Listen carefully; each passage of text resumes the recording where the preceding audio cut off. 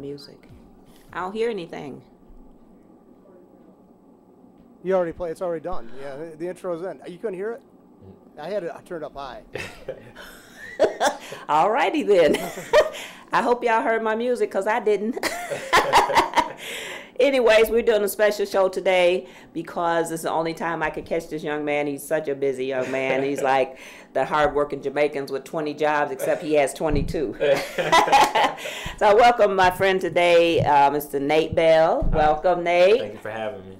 And bring him on today because Nate this is his second annual event that he does. He's doing a backpack giveaway for the kids, and so I thought I'd get him in and we talk a little bit about how you started that and when the event is. Yep, I started it. This is my second year, like you said, but we did it last year. It was just me wanting to find a way to give back to the community. I think education is really important, so we wanted to find a way to get the supplies to the people that can really use it. Mm-hmm. And I think the location that we chose, myself and my business partner Kaylin, was Foreman Mills, where people come and they want to they're already getting the clothes, they're getting the backpacks and things of that. So they allowed us to utilize their space and just give out the supplies. So that's they're gonna let you do that every year there. And then is that, you think that's like where you'll be every year, or will you be moving around different sites? This is the second year, but I'm hoping to expand it, the further we go, and maybe incorporate more things for the community, maybe have food, maybe have other activities, health screenings and things like that. But right now we're just starting with the backpacks and getting those supplies out. Okay. So now, when you said you decided to do this one day, it was just like a duh moment. It's like your aha moment. Yeah. What can I do? Yeah. And a lot of places are giving out backpacks, and so what makes your event different than theirs?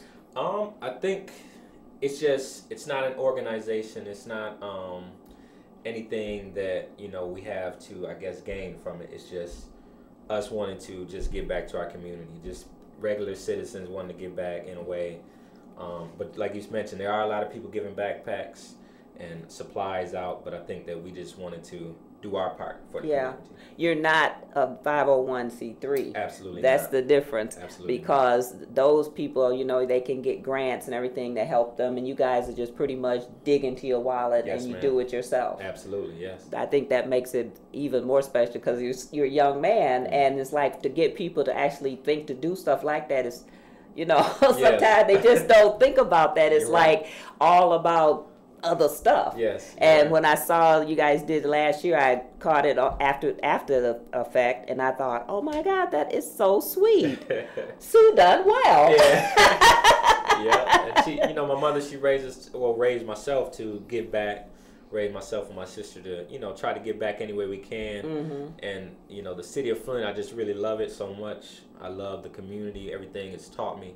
And just being able to give back, it really means a lot to me. So, yeah, and you're such an entrepreneur, because when we sit back and look at the things that you are doing or have done at such a young age, it's like you're a property owner and a landlord, and now you're doing this event. I mean, what kind of advice do you give to people your age about if they want to do something and start up doing something like this? And it may not have to be anything like that, but just think of something to do. What kind of advice would you give them?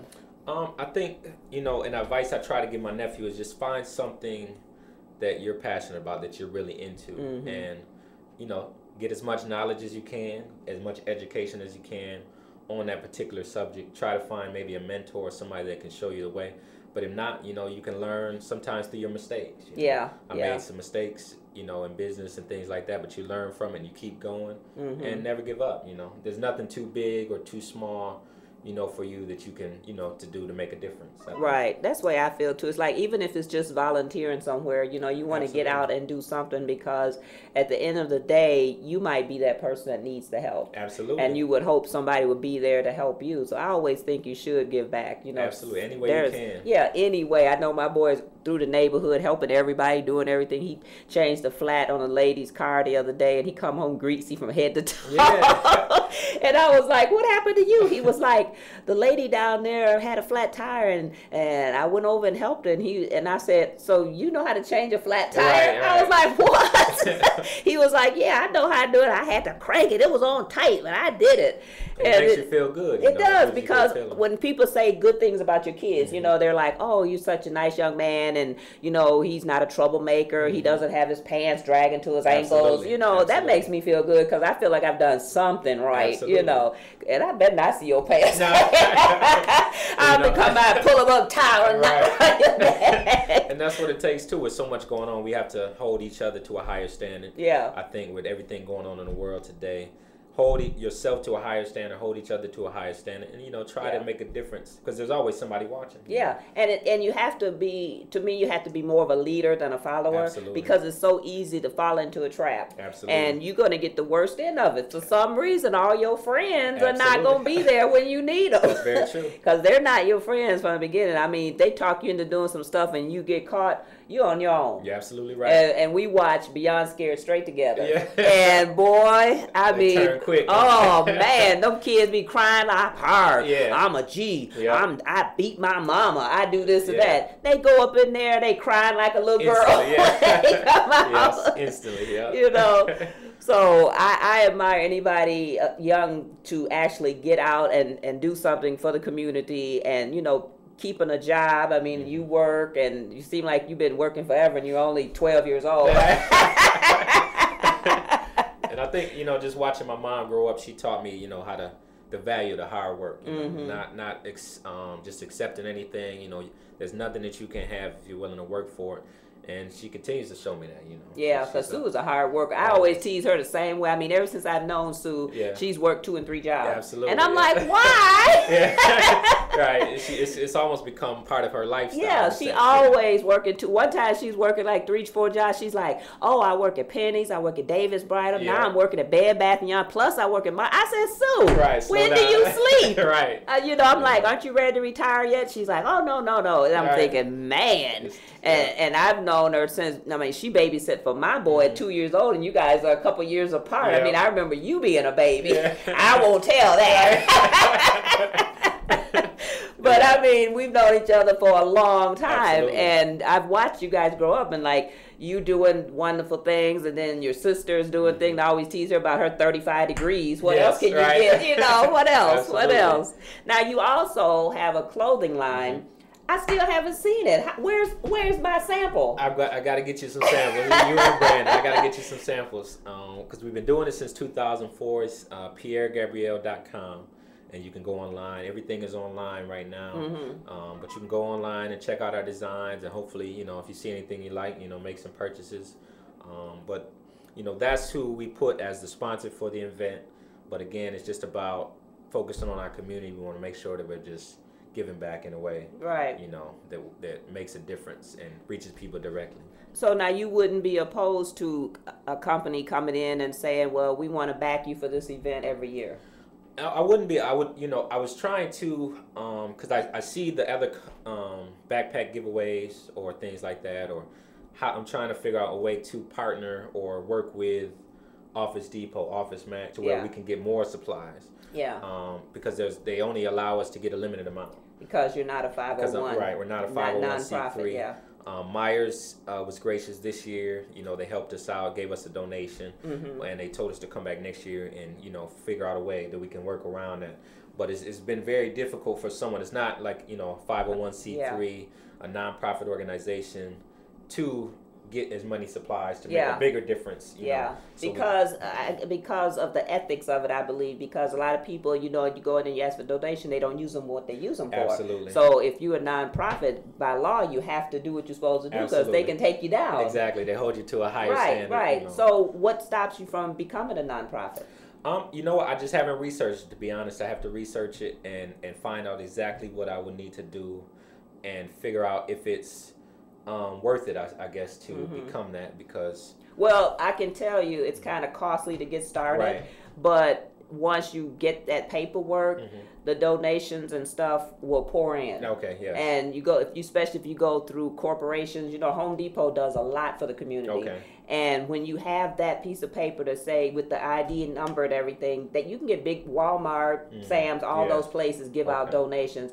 And if you're not nonprofit, they might give you like $25 gift card or something Right, like that. yes, right. But you want to go for the gusto. You know, Absolutely. when you start expanding doing this event, you need more. Absolutely. And that you get that paper, I mean, it will make a difference. Absolutely. It's just a matter of getting it together, filling it out. You know, you need somebody to help you put it together, because I think it costs about $850 to submit your paperwork. Okay. And then the other cost would be whoever you get to help you. But I think the U of M has people that help you with that. Okay. And I know other people that I volunteered with in their organizations have them, and they've had to go and get it. And the only thing is the expense. Okay. You know, because just to get the paperwork, because I think you can go online and get all the paperwork and everything, but then you need somebody to help you put it together, and then it costs you to submit it. Right. I'm going to have to definitely look into it and research it for next year, because I want to, you know, it's difficult, and, you know, like you say, people hold you to a standard when you're a nonprofit, Right. but that's why I haven't accepted any donations money-wise. Right. You know, if people want to donate supplies, definitely, but money-wise, I try to stay away from Yeah, that. don't do that. So I don't get caught up in anything Right, like right, that, because even though we are doing the right thing. that would be an easy thing for them to be like, well, I gave you money, we don't know where it went, you know. Exactly, So exactly. when you have the nonprofit, then it makes it tax deductible, and it's more people will be willing, you know. And a lot of people, like I said, a lot of people do this every year, but just an individual like you is like, that's another whole thing for someone to come out their pocket and do, because kid supplies, you know, are kind of expensive these days. Absolutely. But sometimes you can get them in bulk, which makes it a lot easier. So how many do you think you're going to be, how much you're going to be giving away this year? Because I know it said till supplies last. Yes, till supplies last, as far as the time. But last year we did 200. This year we're looking to do 400 backpacks filled with supplies. You'll have your binders, your pencil cases, your paper, notebooks, everything that you need, ink pens, erasers, even down to crayons. It's for all ages. Yeah. That's the goal. We're going to have binders and everything like that. So, you know, if you could bring your kids out, if you're in college, you can come out. You know, if you have young kids, just bring them out. And so now the backpacks are not pre-made. Are you letting them pick their own stuff because you don't know what ages? You know, you give out 7th grade a kitty pack. Exactly, right. So what we do is we put all, you know, we put everything in the pencil pouches, the ink pens, you know, the pencils in that, and we put those. I guess you could pick your color. You know, we have different colors, different color backpacks. You get to pick your color, you know, notebooks and things like that, and your binders.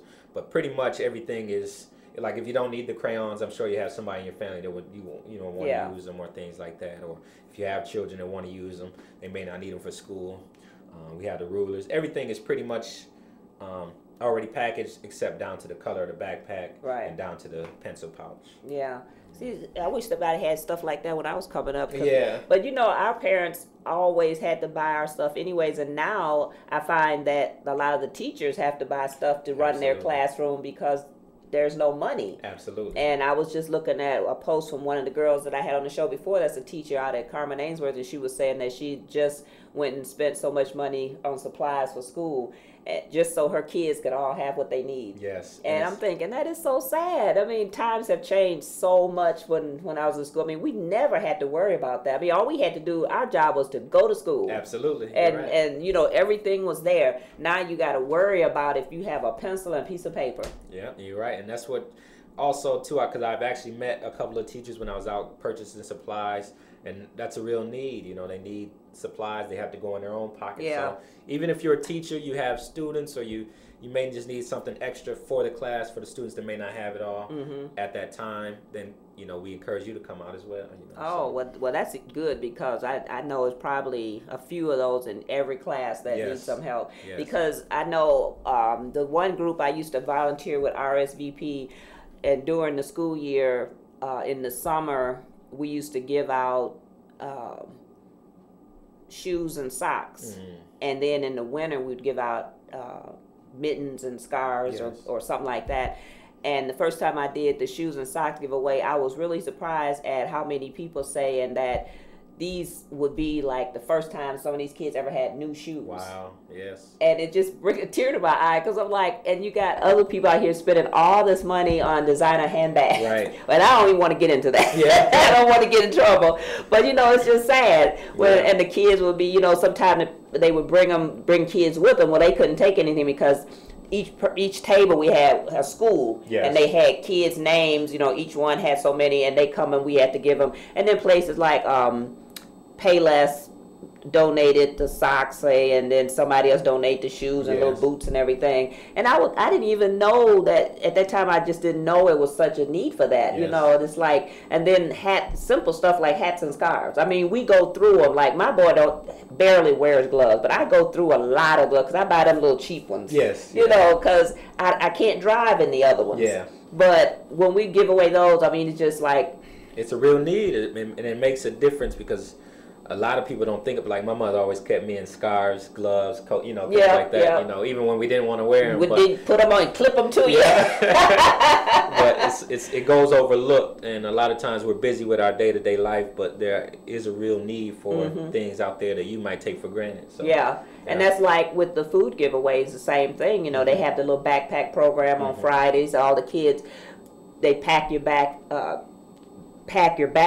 full of food. They give you like breakfast, lunch, and dinner for like Saturday and Sunday, I guess. And then you go back to school Monday, you know. And I was just like, wow, I can't believe this kind of problem is going on until I actually started volunteering at the food giveaway. And when I do the food giveaway, I mean, we have so many people coming in with kids and everything, and I see the same faces every week. So we all know each other. Be like, hey, girl, how you doing? And this one lady comes in, and she's got like, I couldn't believe she's a young lady. She got like 7 kids. And she brought them all with her. She had one on the hip, one in the hand, you know. And it's just such a need. And, you know, when school start, when people do the Christmas angel layaway, I think people should do school like angel layaways, you know, because, and my boy and I have done that because, you know, he doesn't, you know, understand that portion of it. So what I'll do is I'll drag him to the store with me and I'll say, okay, now we are going to go and pay for somebody's layaway for school. And first time we did it, it was for Christmas. But I think for school is more of a need than for Christmas. Absolutely. And so we started doing it for school. You know, we go and pick a layaway like, okay, we're going to do $100. He'll put in 50 and I put in 50. And so we go through and we have the lady find the layaway, whatever, closest to $100 balance. That's nice. And that's what we pay off. That's really cool. And so it's just like, I think much more need is for the school than for Christmas. Absolutely. Especially there's a lot of schools closing.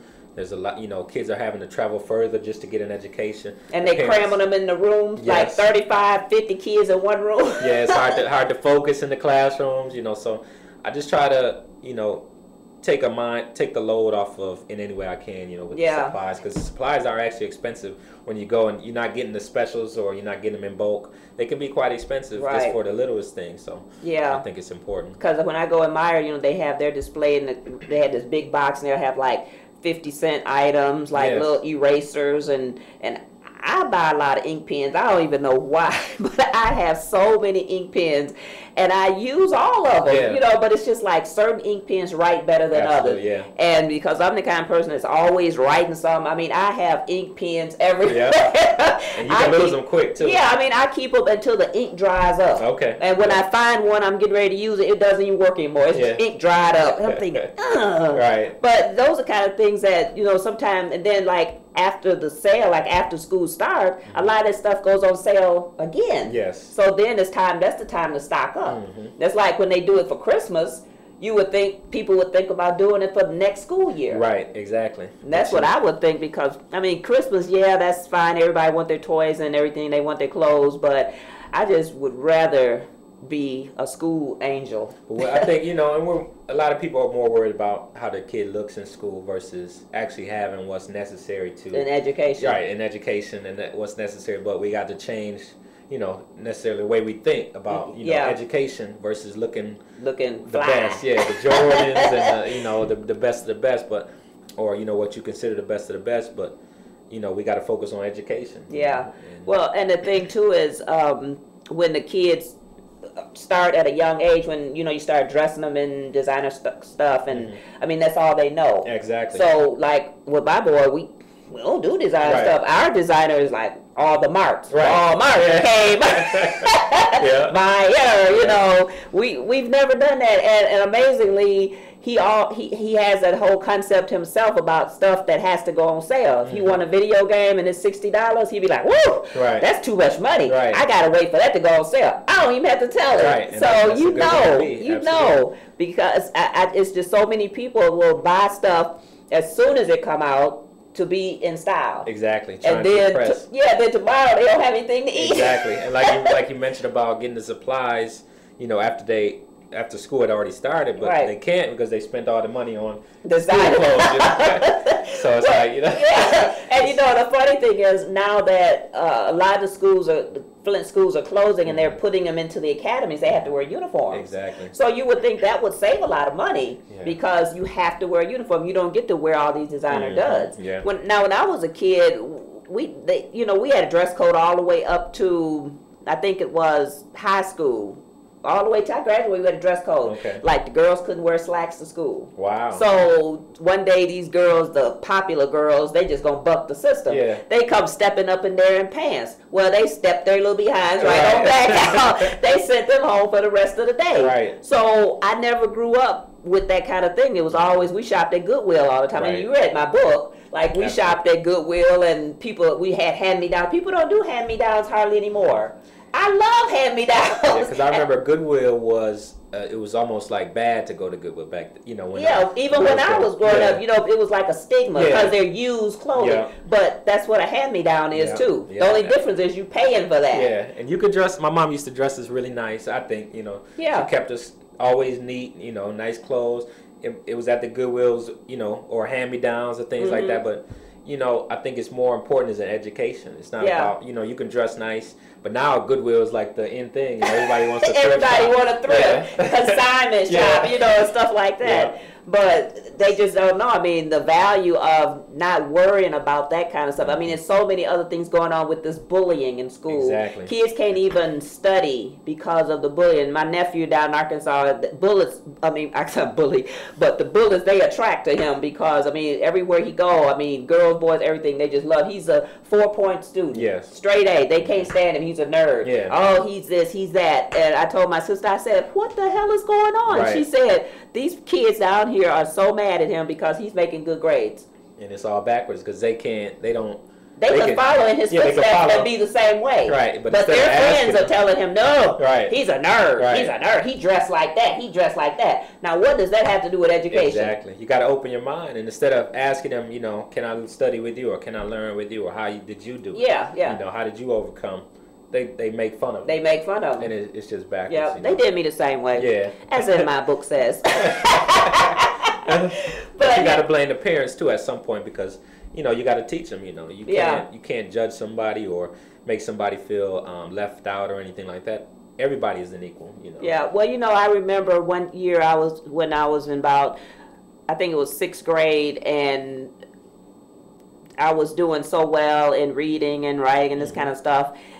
And the kids couldn't understand how I could figure out words. You know, I was reading big words when they were struggling with them. And the teacher stopped the classroom one day and she says, and of course, you know, my real name is Addie.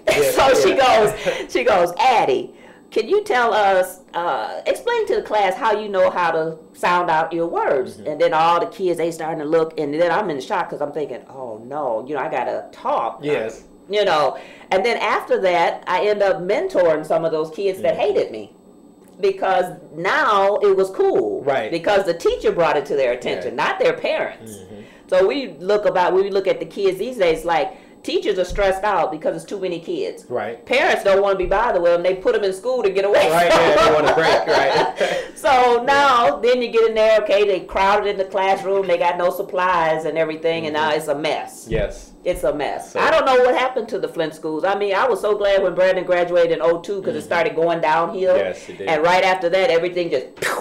Everything's closing, and I don't know the answer to change our mindset or change, you know, the way we think about certain things. Yeah. Now, where do you think all those $1 million of lottery is going? They're supposed to be going to Michigan schools. It's going in somebody's pocket. What schools are they going to? Because we know Flint, Saginaw, and Detroit, they're not going to. It's not going out to the schools that need it. And they said 78 million went to schools last year. And if you compare the quality of education in the schools they say it is going to, I mean, you know, Flint schools, the quality of education is different if you go to a Grand Blanc or Flushing or Powers. You know, you know, and I've gone from Northwestern to Powers, and the level of education and the standards they set are totally different. So I don't know where it's going, and I get mad when I see commercials like that because I want to see Rick Snyder. And I'm first question. Yeah. Where's all the damn lottery money going? Exactly. Because it's not upsetting. going to the schools. Each year they closing more and more schools. Now they started to tear down the buildings. And the money and the lottos,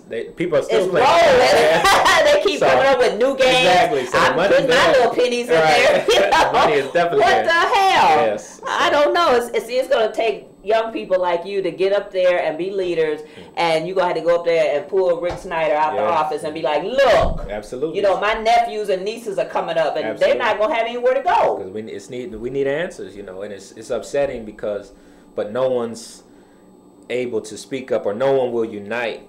You know, especially black people, we don't come together. We'll talk about it, but we won't come together on a common goal to make a difference. You got to have a leader in the bunch, and Absolutely. it's hard to find one that really want to be the leader and be held accountable. Held accountable, right. That's what it is. Do the right thing. Right. They just not going to do it. They going to stand back, and they going to be like, yeah, man, yeah. But then we be like, okay, do something. Oh, I ain't getting involved. Right, exactly. I don't want to get I don't want to get warrants, involved. right. Yeah. I got to live in this neighborhood, you know. I don't want the popo coming down on me. Exactly. So, you know, but then you got your kids to think about. It's like, you know. You have to think about the next generation and who's coming up, because, you know, I'm really worried about that too, because I'm 61 and I don't know how much longer I got to be here. But then if all these babies coming up now the way they acting, that's going to run for city government, hell no. So it's going to be corrupt. I'm going to be in a nursing home somewhere. You know, I mean, it's going to be crazy because some of the people that are in office now are gangster crooks. So, you know, the ones that's coming up, they don't have any examents. Right, you're right. So they go in office, they'll do the same thing. Now what? Exactly.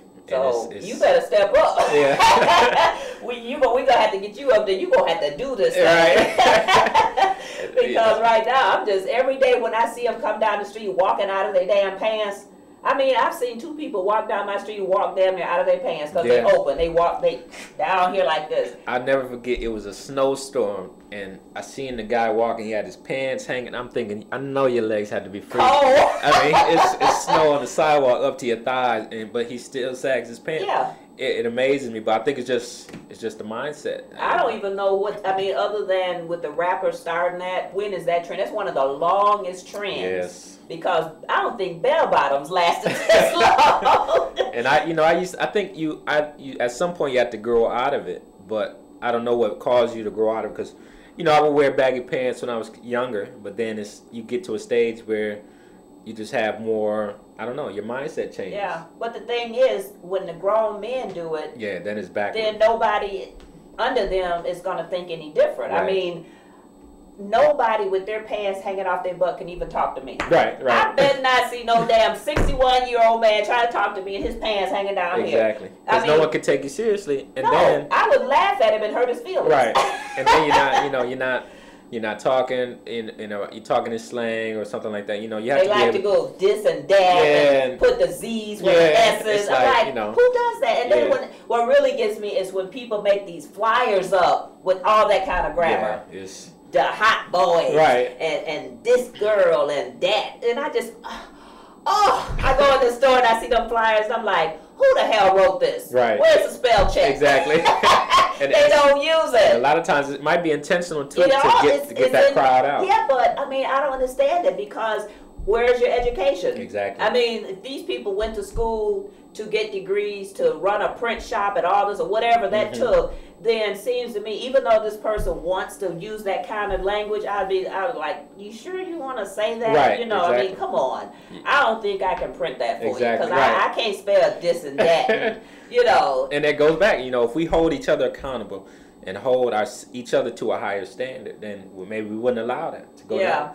But, you know. But, you know, you make money. If the printer says, well, I'm not going to print that, they'll go somewhere else. Yeah, that's true. Now you've lost an account. That's true. So, I mean, it's a yin and yang, I guess. Yeah, they're going to do what they want to do. I just think people don't take education serious, and I think the lack of supplies, you know, simple things like supplies, pencil, paper, you know, that it's just not there anymore. And you got to find all these nonprofits getting together, giving them out. You know, people doing big old picnic events and giving them out. You know, and those are good. But I just don't understand why the school system is making it so hard for the kids that they don't have supplies. If you can't get a supply at home and you go to school and they don't have any supplies at school, then how are you supposed to learn? Something's wrong, right? Yeah, Something's that whole picture is just way off. Absolutely, and the money's there, it should be, but it's not going to the right places. How did Flint schools miss that 10 million? Right.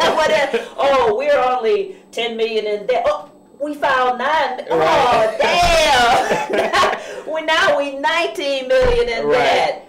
Yeah. Whose accounting was that? I mean, I hate accounting, right. but I think I would have picked up on that. That's basic math. Basic what happens with that? I mean, with your business, I know you guys are not gonna run across no $1 million deficit and be just laid back like, yeah, well, you know, let's just lay somebody off. If we lay enough people off, we can cover it. Right. You know, that's crazy. It's wrong, you know. I don't understand it. I don't understand it at all. But so now tell everybody when the event is and where it is and the time, so everybody know to come on out. Yeah, it'll be this Saturday. Well, actually, August 30th. Next Saturday, August 30th at Foreman Mills, starting at 10 a.m. until we run out. So last year, I think we went to about 2 p.m. But yeah, 10 a.m. We had a nice. People were forming a line about 10 a.m. So get there early, you know. Yeah. Because people are going to be out there, and the people, not to mention people coming to Foreman Mills already. To shop. Because they got the big sale going on now. Yep. So we tried to pick a time of year. It'll be the last Saturday in August every year. That's the goal. And we try to pick a time when everybody's going to be coming out to get the clothes and get the supplies. So, you know, hopefully everybody can make it. Yeah, well, that works good because now that they go to school after Labor Day, I mean, it was such a mess for them trying to figure that out for years. Like, we'll start and go 3 days in August, then we'll be off Labor Day. We'll come back and go 3 days the first week of September. I mean, you just mess everything up. Yeah, and then finally, it's fine. Okay, we'll just come in after Labor Day. Right, yeah. How hard was that? Exactly. You know, they could be like down south. They start early, they get out early, and, you know, they already been in school. Yeah. Some of the schools around here have already started, too, because my neighbor's daughter already goes to school, and I think she goes to school out in Grand Blanc. So some of the schools have already started. Yeah, and I think some of the schools are doing a year-round thing now. I think they should. Yeah, I've been saying that Manly used to be year-round. I remember that was the only one that I knew was year-round. But I just think if they did it year-round, they wouldn't forget a lot of stuff. Absolutely. And then they would have something to do other than walk in the damn street. Exactly. It keeps them productive. You know, you can do more activities at school if it's available. And especially, and if you're an only child and you want to be with your friends, you don't have anything to do, you got something to do every day. Definitely. You know, you go to school, you be with your friends, you hang out, and because in the summertime, I usually dread the summer because it's always something going on. You know, we got a battle of people walking in the street like they don't have a bit of sense. I just want to hit one of them. Oops, I didn't say that. and then if you hit one of them, they're mad at you. Yeah, why you haven't hit my child? You know, but you were in the street. Yeah, I just hate that. You know, that's like the sagging pants. It's like you got saggy pants walking in the street, and they make you move. Because they just gonna come on out in the street. If they got a dog, they let the dog on out on the leash. Okay, the dog will look good on the hood of my car. And they wear all black at nighttime. Yeah, walking. There's no street lights on, you know, and there's just 8 people in the middle of the street. In the middle of the street, and they waiting on you to slow down. If it's dark, honey, you better hope, because I'm not stopping. I have my windows up, my doors locked, and I'm moving fast. You're absolutely right. Because that's for my safety. You know, they will try to fight you for hitting them for being in the wrong. I will spin that car around on them. I better quit saying that. It's the truth. I'm not really like that.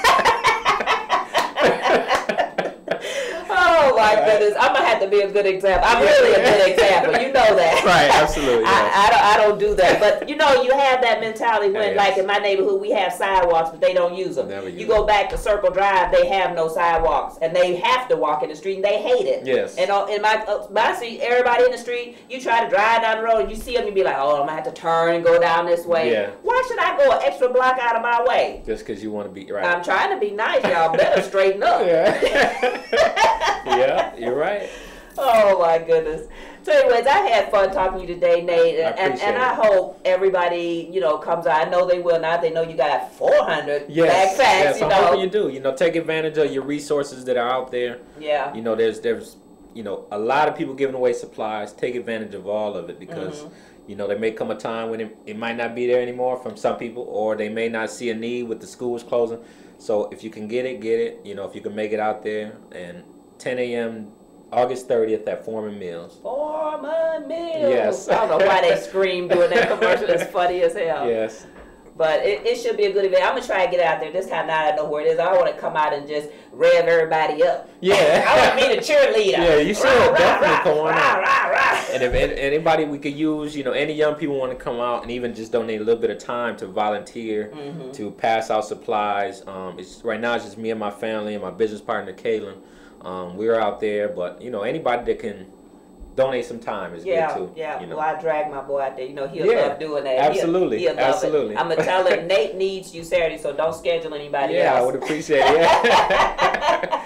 And I saw you guys get your interview last year. That's how I found out about it. I was like, oh, rats, I missed it. Y'all was out there having fun. Yeah, it was a great time, and we didn't put the word out too much because I didn't want nobody mad at me if we ran out of supplies, you know. And that's evident you're going to run out. You're going to run out. Because even all the people that give them out, they only get a certain amount, and it's until gone. Yes. So you have to be in line first or close to it, you know, and get what you there early. get. Yeah, get there early. And, you know, if you got to bring the kids, bring the kids. Yeah. And, you know, Foreman Mills will be open, so there'll be something. But one day we're going to make it where you could bring the kids, there'll be something to do, you know, other than just getting the backpacks. There's going to be an event around it. So. Oh, yeah, that would be good to have, like, snow cones. Yes, yeah, absolutely. And face painting, and, you know, little stuff like that, because that's what a lot of the events do. And they have them out in the park. They have, like, a bigger area. Yes. They have, like, bouncy houses and all that. Give, you know, hot dogs, pull up the grill in the front yard. Absolutely. That's the plan. That's the plan, you know. And I'm all for it. Brandon is the grill master. Okay, cool. We'll put him on the grill. Absolutely, definitely. But I thank you so much for taking the time to come in, and we will come out and help you next week. I'm gonna put you on the schedule so that I don't forget. Okay, great. You know I will forget this old mind of mine. It'll be fun. I'll be out there taking pictures. I gotta get me some pom-poms. Yeah, it's gonna be a great time, and you know, I appreciate you having me on the show. I really do. Well, you're welcome, and for everybody that didn't hear it, make sure you come out to Foreman Mills next Saturday by 10, maybe 9:30. Get in line because you don't want to miss this big event that Nate is doing, and make it an annual event. So look forward and stay tuned because he's going to be doing it big. And it's Flaminpit, and we're out. Thank you.